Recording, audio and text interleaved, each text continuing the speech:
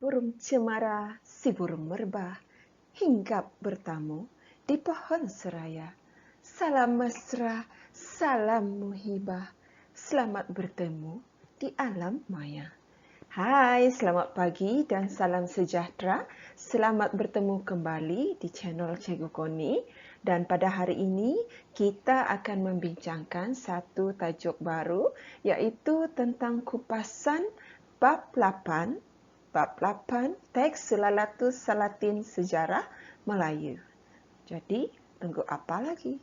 Jom kita mula. Baiklah, sekarang kita mulakan dengan episod pertama dalam bab 8, iaitu Raja Cempa dengan zuriatnya. Dalam episod Raja Cempa dengan zuriatnya ini, kita dinyatakan bahawa asal-usul keturunan Raja Cempa ini adalah daripada seorang budak lelaki yang ditemukan daripada Mayang Pinang. Mayang Pinang yang besar, dan apabila dibelah, dilihat di situ ada seorang budak lelaki yang elok rupa parasnya. Budak lelaki ini diambil oleh Raja Cempa dan dijadikan anak, lalu dinamai Pau Gelang. Apabila Pau Gelang ini telah dewasa, maka Pau Gelang pun berkahwin dengan Pau Bania dan mendapat seorang anak lelaki yang dinamai Pau Tari. Pau Tari berkahwin dengan Biasuri, lalu mendapat seorang putera bernama Pau Gama. Pau Gama kemudiannya berkahwin dengan puteri Majapahit, iaitu dengan Raden Galo Ajeng, dan mendapat seorang anak lelaki dinamai Pau Jakanak. Pau Jakanak ini berkahwin dengan Pau Jianbi, dan mendapat seorang anak dinamai Pau Kubah. Pau Kubah mendapat dua orang anak, seorang lelaki dan seorang perempuan. Yang lelaki bernama Shah Indra Burma, manakala yang perempuan bernama Shah Pauling. Okey, Shah Pauling ini seorang yang cantik. So Raja Kuchi melamar Shah Pauling. Malangnya lamaran Raja Kuchi ini telah ditolak oleh Pau Kubah. Apabila lamarannya ditolak oleh Pau Kubah, maka Raja Kuchi pun berasa sangat marah lalu menyerang Raja Cempa.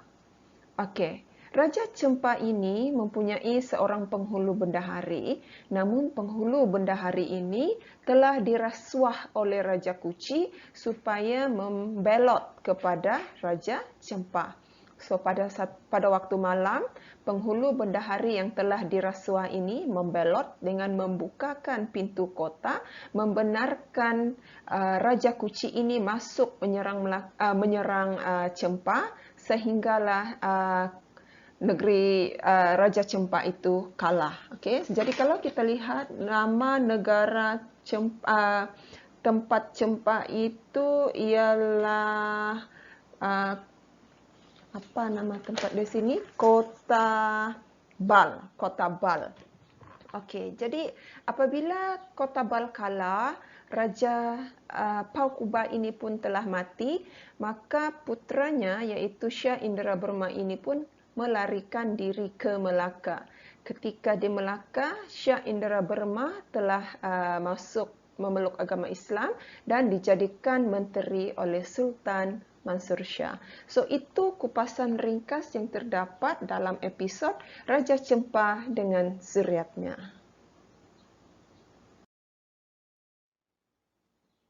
Baik, sekarang kita beralih ke episod yang kedua, iaitu episod Gema Peristiwa Rampas Kuasa di Pasai. Okey, Raja di Pasai pada waktu itu namanya Raja Zainal. Okey, Raja Zainal ini mempunyai seorang saudara dan saudaranya ini telah menggulingkannya. Okey, maksudnya Raja Zainal Abidin telah digulingkan oleh saudaranya dari takhta. So, Raja Zainal bukan lagi raja. Oleh sebab itu, Raja Zainal yang telah digulingkan ini telah lari ke Melaka. Okey, ketika Raja Zainal berada di Melaka, Sultan Mansur Shah telah menyuruh Bendahara Paduka Raja agar pergi ke Pasai membawa Raja Zainal untuk merajakan semula Raja Zainal ini di Pasai. So, maksudnya Bendahara Paduka Raja diamanahkan oleh Sultan Mansur Shah untuk merajakan semula Raja Zainal di Pasai. Jadi bersama-sama Bendahara Paduka Raja ini ialah Sri Bijadi Raja dan Laksmana Hang Tuah serta para hulu balang Melaka. Okey, ketika berada di Pasai, Melaka pun bertarunglah dengan Pasai. Tetapi oleh sebab Melaka ini hanya membawa dalam 2 laksa tentera, sedangkan Pasai memiliki 12 laksa tentera, so pertarungan di antara Melaka dan Pasai ini tidak berkesudahan. Dan Bendahara menanyakan pendapat Laksmana Hang Tuah dan Sri Bijadi Raja apa yang harus mereka lakukan. Pada asalnya, Sri Bijadi Raja dan Laksmana Hang Tuah ada mencadangkan agar mereka kembali sahaja dahulu ke Melaka supaya mereka tidak memberikan harapan kepada Sultan Mansur Shah bahawa mereka akan berjaya merajakan Raja Zainal di Melaka. Sebab kalau dilihat pun pertarungan di antara Melaka dan Pasai, belum ada kepastian sama ada Melaka boleh menang ataupun tidak menentang Pasai. Walau bagaimanapun, cadangan mereka ini dibantah oleh Tun Pikramawira. Tun Pikramawira ini ialah anak kepada Tun Perak, Bendahara Paduka Raja. Tun Pikramawira mencadangkan agar mereka menyerang Pasai ini sekali lagi, bertarung secara habis-habisan. Kita lawan sekali lagi, kalau kita menang, kita balik Melaka, kalau kita kalah pun, kita balik ke Melaka. Jadi cadangan Tun Pikramawira ini dipersetujui oleh Bendahara Paduka Raja, Sri Bijadi Raja dan Laksmana Hang Tuah. Maka pada keesokan harinya, Melaka di bawah kepimpinan Bendahara Paduka Raja, Laksmana Hang Tuah dan Sri Bijadi Raja sekali lagi menyerang Pasai.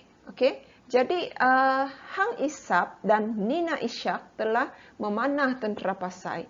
Apabila melihatkan pertarungan yang hebat ini di antara Melaka dan Pasai ini, maka apa yang terjadi? Watak Tun Amza, iaitu menantu Tun Pikramawira, telah melarikan diri. Dia melarikan diri seperti biawak hitam. Ini ada di dalam teks ya, seperti biawak hitam yang merapah lari. Dia bilang ada di dalam buku teks pada muka surat 167. Pada muka surat 167, Nina Ishaq pun bertemu dengan Tun Amzah, menantu Tun Pikrama, lari merapah pada semak-semak. Lalu Tun Hamzah ini disindir oleh Nina Ishaq kerana bersikap penakut melarikan diri daripada daripada mempertahankan Pasai. Ini daripada saudara Raja Zainal itu tadi. Dan antara sindiran yang dinyatakan oleh Tun Hamzah ini kepada oleh Tun Pikramawira, antara sindiran yang dikemukakan oleh Nina Ishaq kepada Tun Hamzah ialah Tun Hamzah disindir kerana bersikap penakut. Sedangkan dia itu adalah menantu kepada Tun Pikramawira. Tun Pikramawira sendiri sedang bertarung dengan Pasai. Jadi apabila Tun Hamzah ini melarikan diri, seolah-olah menggambarkan sikap penakutnya, sedangkan sepatutnya dia sebagai menantu haruslah berjuang bersama-sama dengan Tun Pikramawira, kerana Tun Pikramawira menjadikannya menantu bukan kerana keelokan rupa parasnya tetapi kerana keberaniannya. Jadi mendengarkan sindiran daripada Nina Ishaq ini ditambah-tambah dengan kata-kata Nina Ishaq yang mengatakan Tun Pikramawira itu masih bertahan dengan serangan Pasai, maka Tun Hamzah segera berbalik merempuh tentera Pasai dan serangan yang dilakukannya ini bersama-sama tentera-tentera Melaka akhirnya berjaya mengalahkan tentera Pasai. Setelah berjaya merajakan semula Raja Zainal di Pasai, maka Bendahara Paduka Raja pun datang menyembah Raja Zainal ataupun Sultan Zainal dan mengatakan bahawa dia ingin balik semula ke Melaka dan menanyakan sekiranya Sultan Zainal ini ingin berkirim apa-apa salam ataupun sebagainya kepada Sultan Melaka, iaitu Sultan Mansur Shah. Malangnya, Sultan Zainal ini mengatakan bahawa Sembahnya yang di Melaka itu tinggal di Melaka lah. Artinya, Sultan Zainal enggan berkirim sembah lagi kepada Sultan Mansur Shah, Raja Melaka, setelah dia kembali menjadi raja di Pasai. Keadaan ini, keengganan Raja Zainal ataupun Sultan Zainal ini berkirim sembah kepada Raja Melaka menyebabkan Bendahara Paduka Raja sangat marah. Bendahara Paduka Raja sangat marah, lalu akhirnya Bendahara Paduka Raja pun berkata, sembah hamba yang di Pasai itu tinggal di Pasailah. Artinya, Bendahara Paduka Raja hanya menyembah Sultan Zainal Abidin ketika dia berada di Pasai. Setelah keluar dari Pasai, maka dia tidak akan menyembah Sultan Zainal itu lagi lah. Jadi, Bendahara Paduka Raja, Laksamana Hang Tuah, Sri Bijadiraja dan seluruh Hulu Balang pun balik ke Melaka. Ketika dalam perjalanan balik ke Melaka, baru sampai di Cambuh Air, Bendahara Paduka Raja mendapat tahu bahawa sekali lagi Raja Zainal ini telah digulingkan oleh saudaranya. Raja Zainal bukan lagi raja untuk kali yang kedua. Jadi Laksamana Hang Tuah pun mencadangkan kepada Bendahara Paduka Raja agar mereka balik ke Pasai dan bantu semula Raja Zainal ni, rajakan semula Raja Zainal supaya nanti masyurlah nama Sultan Mansur Shah di seluruh negara. Tetapi apa yang berlaku? Bendahara Paduka Raja enggan balik ke Pasai untuk bantu Raja Zainal. Siapa tahu kenapa?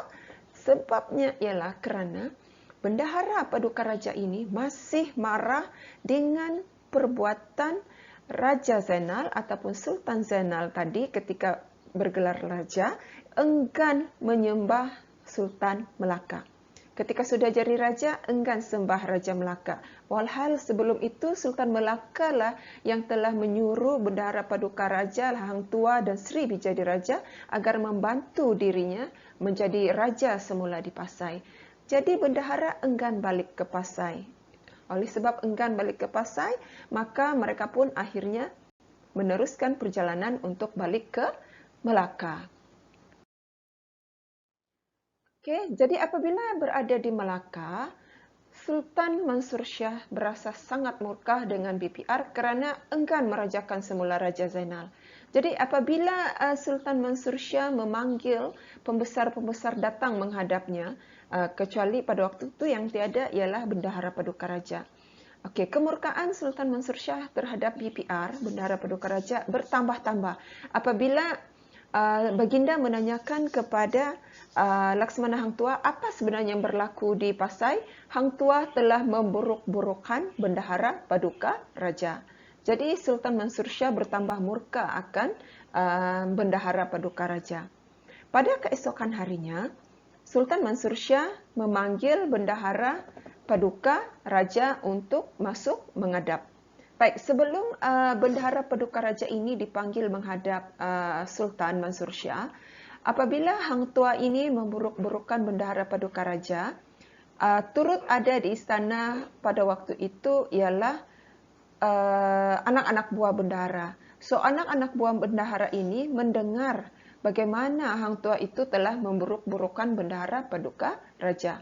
Lalu mereka pun menyampaikan perbuatan Hang Tuah yang memburuk-burukkan Bendahara Paduka Raja ini kepada Bendahara Paduka Raja. Bendahara Paduka Raja hanya berdiam diri. So pada esok harinya, Sultan Mansur Shah panggil Bendahara Paduka Raja masuk menghadap dan menanyakan apa sebenarnya yang berlaku ketika di Pasai. Oleh itu, Bendahara Paduka Raja ini, walaupun dia telah diburuk-burukkan oleh Laksamana Hang Tuah pada hari sebelumnya, tetapi Bendahara Paduka Raja ketika ditanya oleh Sultan Mansur Shah, Bendahara Paduka Raja memuji-muji Hang Tuah.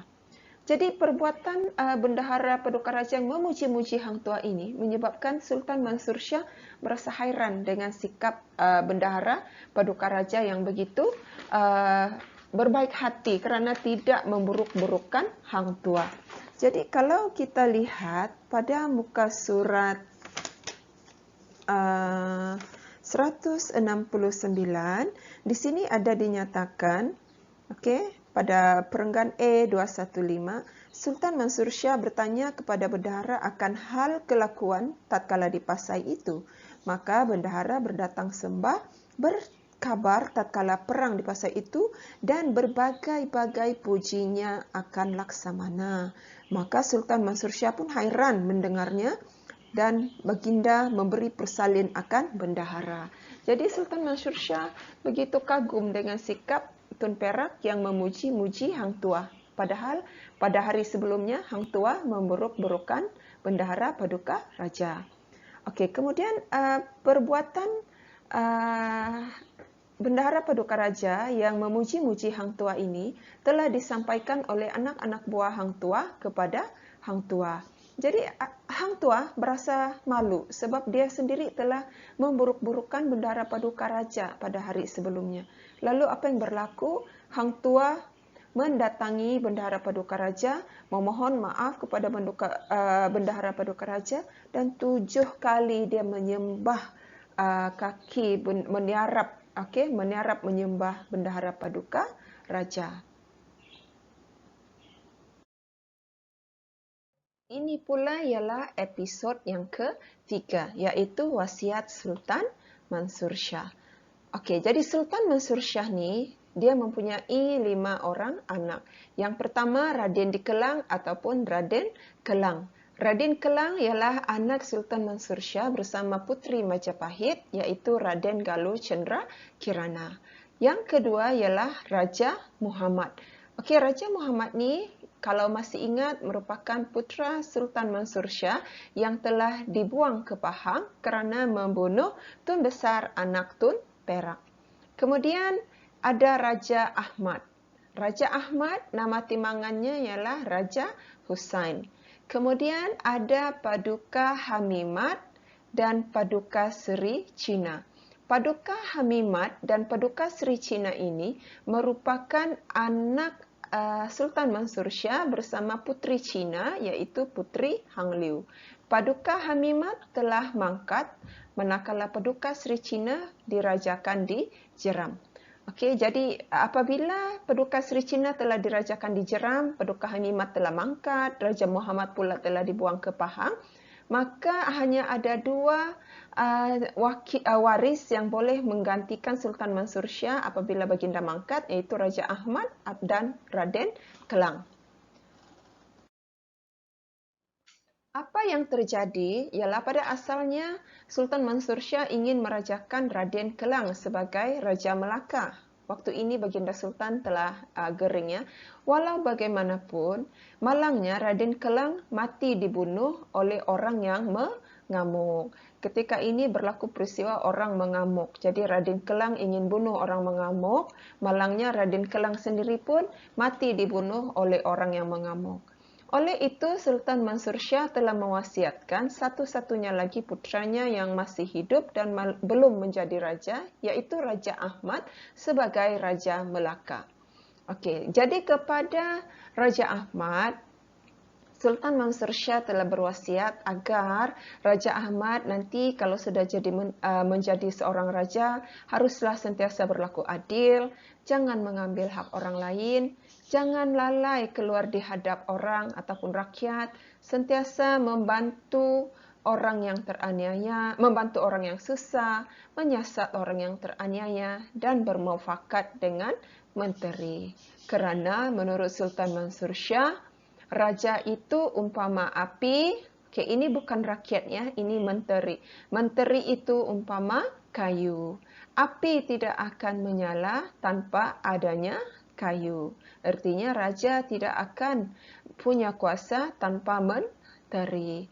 Manakala hubungan baik di antara raja dan rakyat itu pula diumpamakan oleh Sultan Mansur Shah, umpama rakyat umpama akar, raja umpama pohon.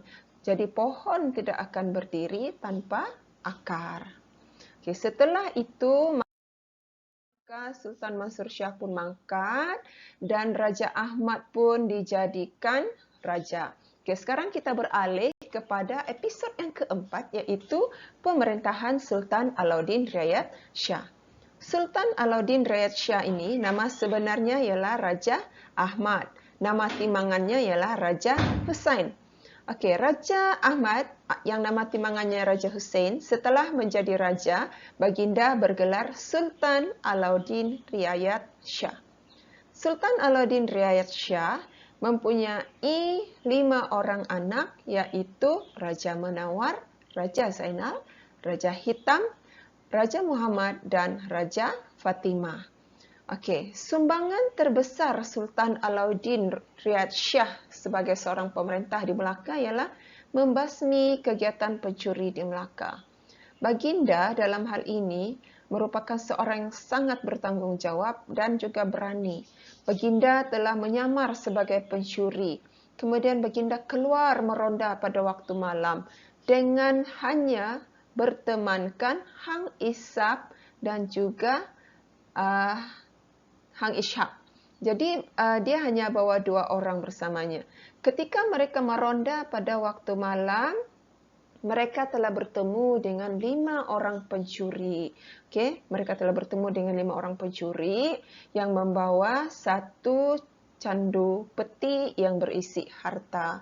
Okey, kemudian Sultan Alauddin Riyad Shah sergah para pencuri ini menyebabkan pencuri-pencuri ini terkejut lalu melarikan diri. Jadi Sultan Mansur Shah menyuruh agar Hang Ishaq menjaga peti harta tersebut manakala baginda bersama Hang Ishaq mengejar pencuri 5 orang itu. Okey, jadi Sultan Mansur Shah berjaya membunuh seorang pencuri masa di atas bukit. Kemudian pencuri-pencuri itu 4 orang tu berjaya melarikan diri, dikejar lagi oleh Sultan Alauddin Riyad Shah. Kemudian Sultan Alauddin Riyad Shah berjaya bunuh seorang lagi di bawah pokok beringin dan seorang lagi dibunuh oleh Hang Ishaq. Manakala yang 2 orang itu lagi pencuri itu berjaya melarikan diri. Okey, so itu antara peristiwa penting yang berkisar pada watak Sultan Alauddin Riyad Shah.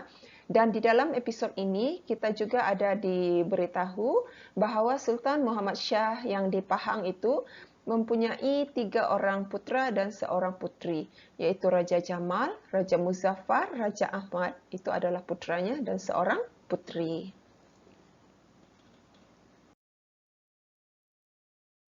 Baik, sekarang kita beralih ke episod yang kelima, iaitu Langkah Membasmi Pencuri. Episod 5, Langkah Membasmi Pencuri. Baik, Sultan Alauddin Riyad Shah ini telah menanyakan Temenggung Sri Maharaja ketika baginda dihadap oleh orang besar-besar di istana. Baginda pun bertanyalah kepada Temenggung Sri Maharaja, iaitu Tun Mutahir.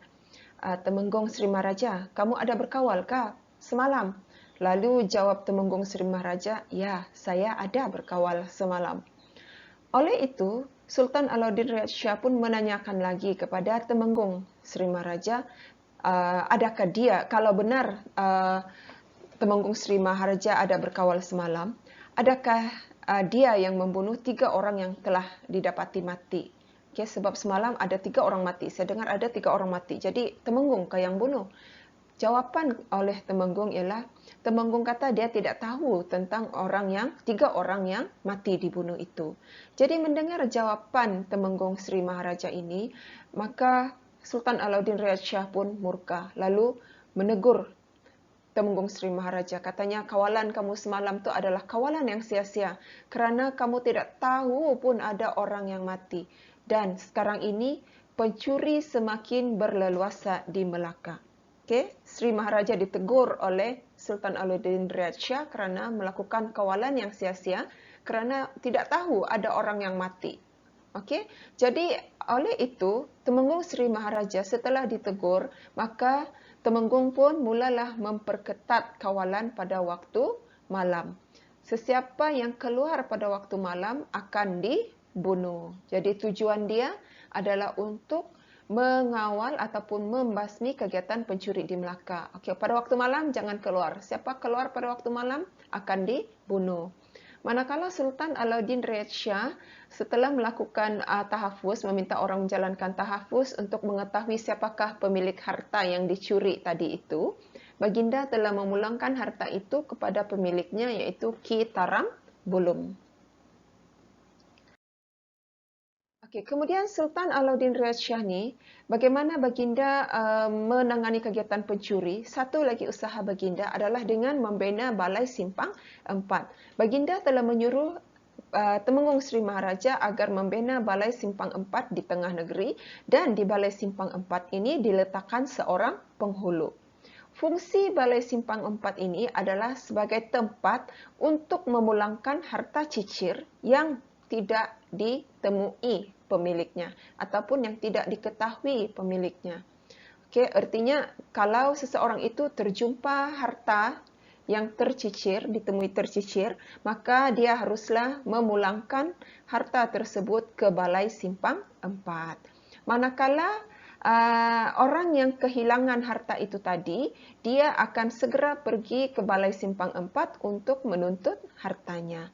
Artinya, Balai Simpang 4 ini selain dijadikan tempat memulangkan harta tercicir yang tidak ditemui pemilik, Balai Simpang 4 ini juga menjadi tempat orang yang kehilangan harta untuk menuntut hartanya.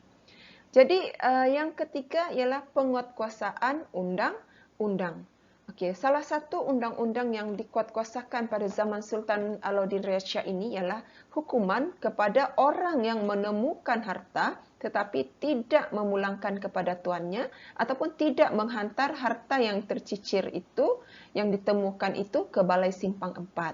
Jadi kepada mana-mana orang yang menemui harta tercicir tetapi tidak memulangkan harta itu kepada tuannya ataupun tidak menghantar harta cicir itu ke Balai Simpang 4, orang itu akan dikenakan hukuman potong tangan. Okey. Itu tadi episod yang ke-5. Sekarang kita masuk ke episod yang ke-6. Laju kan? Episod ke-6, akibat salam dibacakan sembah. So, dalam episod ini ada dua kuasa yang diketengahkan, iaitu Haru Pasai. Pada bab sebelumnya, kita ada belajar bahawa tiga kuasa besar pada zaman ini ialah Haru, Pasai dan Melaka. Jadi, Pasai ini kita tahu bahawa dia tidak boleh membaca surat salam sebagai surat salam, tapi dia akan baca sebagai surat sembah. Jadi, ini yang berlaku dalam episod akibat salam dibacakan sembah. Dalam episod ini, ada kuasa Haru, ada kuasa Pasai. So, di Haru, raja dia ialah Maharaja di Raja. Itu nama raja dia. Maharaja di Raja. Maharaja di Raja, Raja Haru ini, dia telah mengutus Raja Pahlawan untuk ke Pasai. Okay, Maharaja di Raja utus Raja Pahlawan pergi ke Pasai, bawa surat salam ke Pasai. Okay, bawa surat salam ke Pasai. Raja Haru, iaitu Maharaja di Raja, suruh Raja Pahlawan pergi ke Pasai, bawa surat salam. Isi suratnya ialah salam Paduka Kakanda.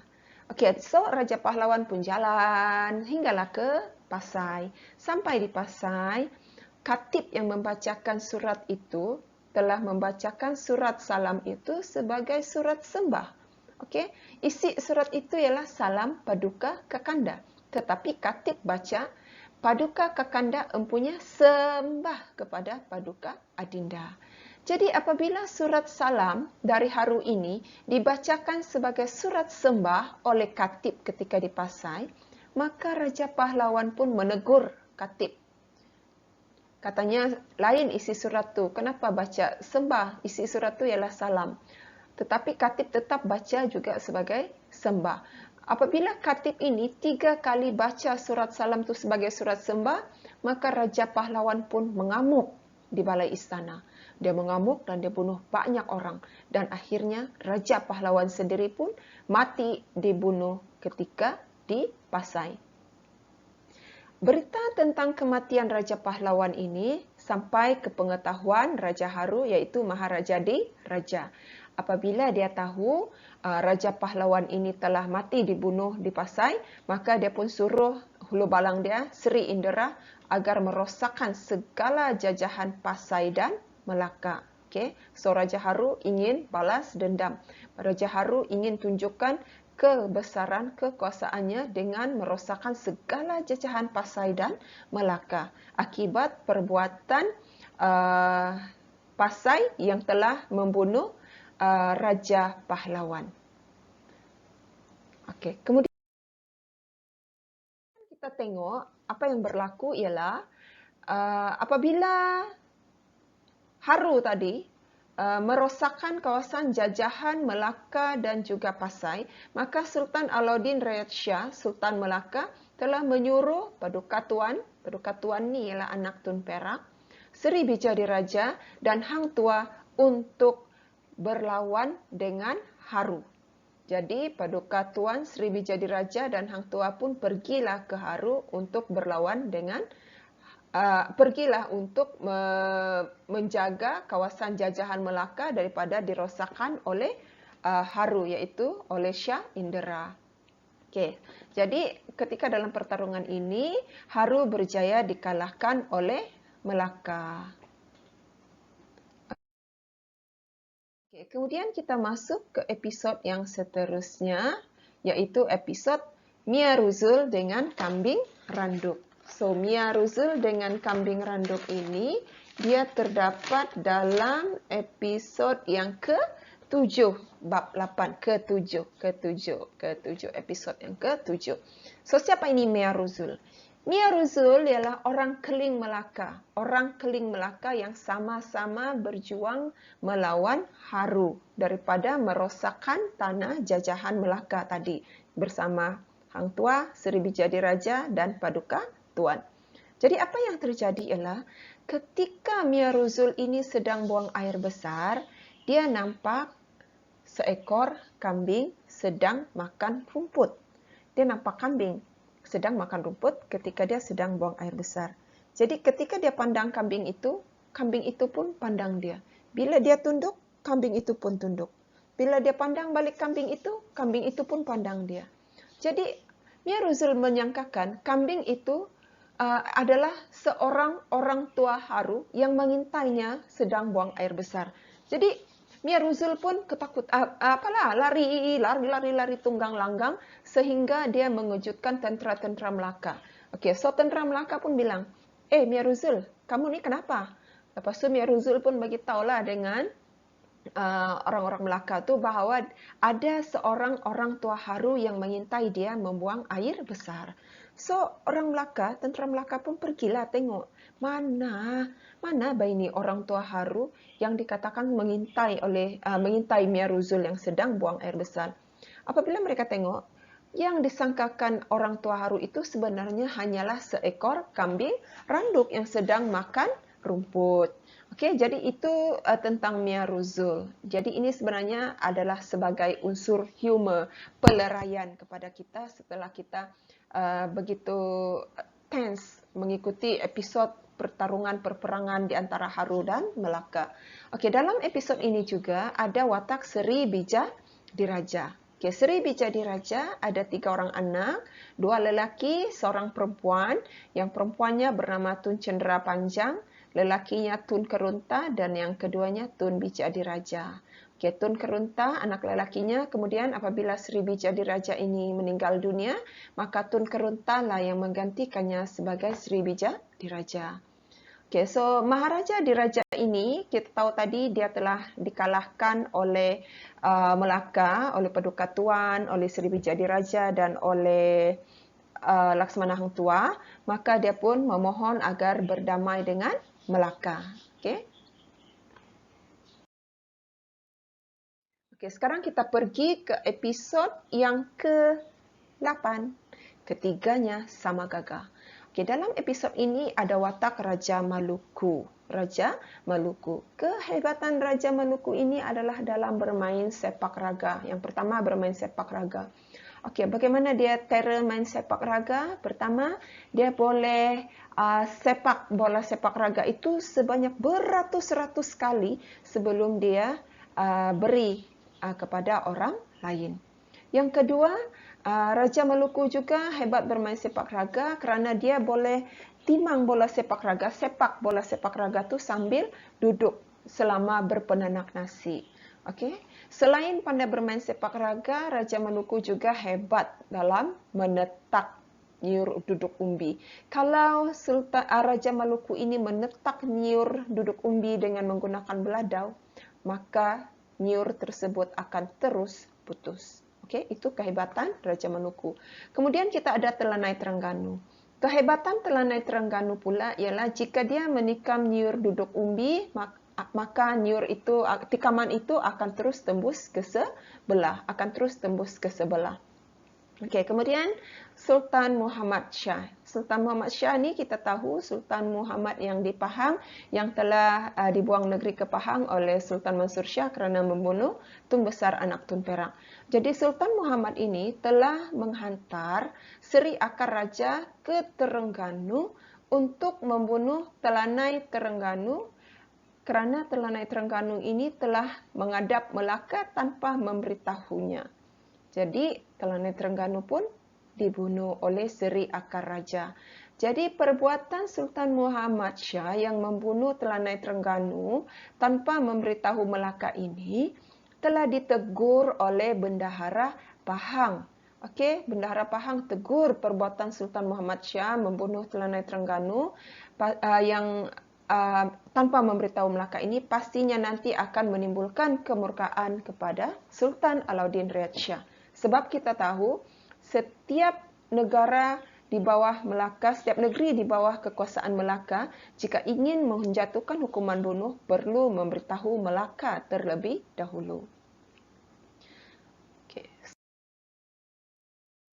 Kemudian apa yang terjadi setelah dikatakan sedemikian oleh Bendahara Pahang, maka respon daripada Sultan Muhammad Shah bahawa dia tidak takut dengan Sultan Alauddin Riyad Shah. SARS ni adalah Sultan Alauddin Riyad Shah. Dia tidak takut dengan Sultan Alauddin Riyad Shah kerana menganggap dirinya yang sepatutnya dirajakan di Melaka. Jadi sebenarnya Sultan Muhammad ini merupakan abang kepada Sultan Alauddin Riyad Shah. Sultan Alauddin Riyad Shah ni adalah adik kepada Sultan Muhammad. Okey, oleh sebab itu Sultan Muhammad Shah bilang dia ingin menyerang Melaka dan akan merampas kerajaan Melaka. Maksudnya, setelah serang Melaka, dia akan pastikan Melaka itu kalah dan dia akan menjadi raja di Melaka. Okey, kemudian yang ketiga, Baginda ingin melanggar Balairung Melaka dengan menggunakan gajahnya yang bernama Geniang. Okey, di sini dia tunjukkan sendiri bagaimana dia langgar Balairung istananya sendiri dengan menggunakan gajah dia, Geniang. Jadi, bila melihat keadaan ini, semua pembesar pun terdiam, ketakutan melihat kemurkaan Sultan Muhammad Shah. Okay, dalam episod ini juga, watak Sultan Alauddin Riyad Shah muncul sekali lagi. So, Sultan Alauddin Riyad Shah, Baginda tahu bahawa Sultan Mahmud telah bunuh Telanai Terengganu tanpa memberitahu Baginda. Kedua, Sultan Alauddin juga tahu bahawa Sultan Muhammad ini ingin menyerang Melaka dan juga ingin merampas kerajaan Melaka. Jadi ini menyebabkan Sultan Alauddin Riyad Shah berasa murka. Murkahlah Sultan Alauddin Riyad Shah akan perbuatan Sultan Muhammad ini. Lalu Sultan Alauddin Riyad Shah ingin menyerang Pahang. Okey. Jadi keinginan Sultan Alauddin ingin menyerang Pahang ini telah ditegur oleh Bendahara Paduka Raja, di mana Bendahara Paduka Raja kata, janganlah serang Pahang kerana Pahang dan Melaka ini bersaudara. Kan Sultan Alauddin dan Sultan Muhammad ni adik-beradik. Ini abang, ini adik. Jadi kalau adik-beradik berperang, akhirnya ini akan merugikan diri sendiri. Jadi untuk mengatasi masalah ini, kata BPR, Bendahara Paduka Raja, kita utus Hang Tuah ke Pahang. Jadi di sini kita boleh nampak bahawa Bendahara Paduka Raja ini memainkan peranannya sebagai seorang bendahara, iaitu bertindak sebagai penasihat raja. Okay, ini ada dalam bahagian B, susun lapis masyarakat, iaitu lapisan bangsawan, golongan bendahara, peranan dia menjadi penasihat raja. Jadi Bendahara Paduka Raja kata, jangan teruskan niat kamu untuk serang Pahang kerana ini akan merugikan diri kamu, tapi utuslah Hang Tuah ke Pahang untuk menegur perbuatan Sultan Muhammad Shah ini. Okay, so apa yang berlaku pada episod yang seterusnya dalam Gema Pembunuhan Telanai Terengganu, episod yang ke-9, episod yang terakhir, Gema Pembunuhan Telanai Terengganu. Dalam episod ini, apa yang berlaku? Peristiwa pertamanya kita tidak boleh abaikan ialah bagaimana surat utusan yang dibawa oleh Laksmana Hang Tuah itu disambut dengan mengikut adat istiadat lah. Jadi ini terkandung dalam adat dan peraturan negeri dalam bahagian C, pembangunan negara. Jadi macam mana adat itu adat menyambut surat? Surat disambut dari perahu, dibawa ke darat bersama-sama Laksmana Hang Tuah. Kemudian surat itu dinaikkan ke atas gajah, kemudian diarak dengan iringan paluan gendang, tiupan nafiri, serunai, nagara.